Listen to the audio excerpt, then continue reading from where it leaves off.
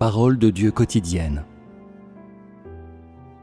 C'est maintenant le temps où mon esprit accomplit de grandes choses, et le temps où je commence mon œuvre parmi les nations païennes.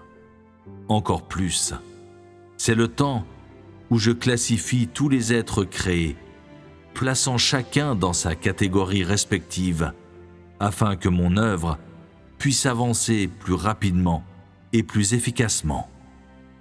Et donc, ce que je vous demande, c'est encore que tu offres ton être entier pour toute mon œuvre, et de plus, que tu discernes clairement et t'assures de toute l'œuvre que j'ai faite en toi, et mettes toute ta force dans mon œuvre, afin qu'elle puisse devenir plus efficace. C'est ce que tu dois comprendre. Il faut cesser le combat entre vous, cherchant un chemin de retour ou cherchant des conforts charnels, ce qui retarderait mon œuvre et gâterait ton merveilleux avenir. Faire cela, loin de pouvoir te protéger, apporterait la destruction sur toi. Ne serait-ce pas stupide de ta part? Ce dont tu jouis avec avidité aujourd'hui, c'est la chose même qui ruine ton avenir, alors que la douleur que tu souffres aujourd'hui, c'est la chose même qui te protège. Tu dois être clairement conscient de ces choses afin d'échapper aux tentations desquelles tu auras du mal à te dégager et d'éviter de tâtonner dans le brouillard dense qui bloque le soleil. Quand le brouillard dense se dissipera, tu te retrouveras dans le jugement du grand jour. À ce moment-là, mon jour se sera rapproché de l'humanité. Comment échapperas-tu à mon jugement? Comment pourras-tu endurer la chaleur torride du soleil? Quand j'accorde mon abondance à l'homme, il ne la chérit pas en son sein, mais à la place, la rejette dans un endroit où personne ne la remarquera. Quand mon jour descendra sur l'homme, il ne pourra plus découvrir mon abondance, ni trouver les paroles amères de la vérité que je lui ai dites il y a longtemps. Il gémira et pleurera, parce qu'il aura perdu l'éclat de la lumière et sera tombé dans les ténèbres. Ce que vous voyez aujourd'hui n'est que l'épée tranchante de ma bouche. Vous n'avez pas vu la verge dans ma main, ni la flamme avec laquelle je brûle l'homme. Et c'est pourquoi vous êtes encore hautain et immodéré en ma présence. C'est pourquoi vous luttez encore contre moi dans ma maison, disputant avec la langue humaine ce que j'ai dit avec ma bouche. L'homme ne me craint pas, et bien qu'il continue à être en inimitié avec moi jusqu'à ce jour, il n'a toujours pas peur du tout. Vous avez la langue et les dents de l'injuste dans votre bouche. Vos paroles et actions sont comme celles du serpent qui a attiré Ève à pécher.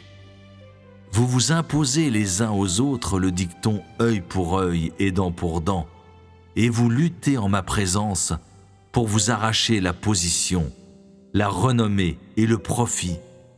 Mais vous ne savez pas que j'observe secrètement vos paroles et vos actes. Avant même que vous ne veniez en ma présence, j'ai sondé le fond même de votre cœur. L'homme souhaite toujours échapper à l'emprise de ma main et éviter l'observation de mes yeux. Mais je n'ai jamais esquivé ses paroles ou ses actes.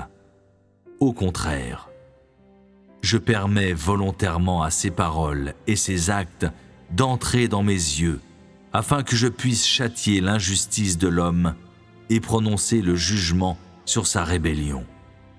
Ainsi, les paroles et les actes de l'homme, dans le secret, demeurent toujours devant le siège de mon jugement. Et le siège de mon jugement n'a jamais quitté l'homme, parce que sa rébellion est trop grande. Mon œuvre est de brûler et de purifier toutes les paroles et actions de l'homme qui ont été prononcées et faites en présence de mon esprit. De cette façon, quand je quitterai la terre, les hommes pourront toujours me rester loyaux et me serviront toujours comme mes serviteurs saints font dans mon œuvre, permettant à mon œuvre sur la terre de continuer jusqu'au jour où elle sera achevée.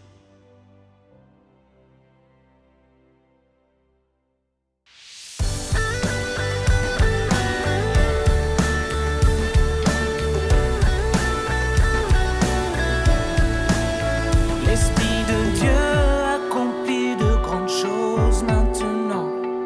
Son œuvre parmi les païens est entamée. Pour un travail rapide et efficace, il répartit la création en genres. Consacre ton être entier à toute son œuvre. Discerne tout ce qu'il a fait pour toi. Mets-y toute ta force, rends son œuvre efficace. C'est ce que tu dois comprendre, comprendre. Ne lutte pas, ne cherche ni retour ni confort. Cela retarde l'œuvre de Dieu, détruit ton bel avenir. Cause la destruction et non la protection. Cela ne serait-il pas sot de ta part? Ces choses dont tu es avide aujourd'hui, voilà ce qui ruine ton avenir. Mais la souffrance que tu endures aujourd'hui te protège et te garde en sécurité. Consacre ton être entier à toute son œuvre. Discerne tout ce qu'il a fait pour toi. Mets-y toute ta force, rends son œuvre efficace. C'est ce que tu dois comprendre, comprendre.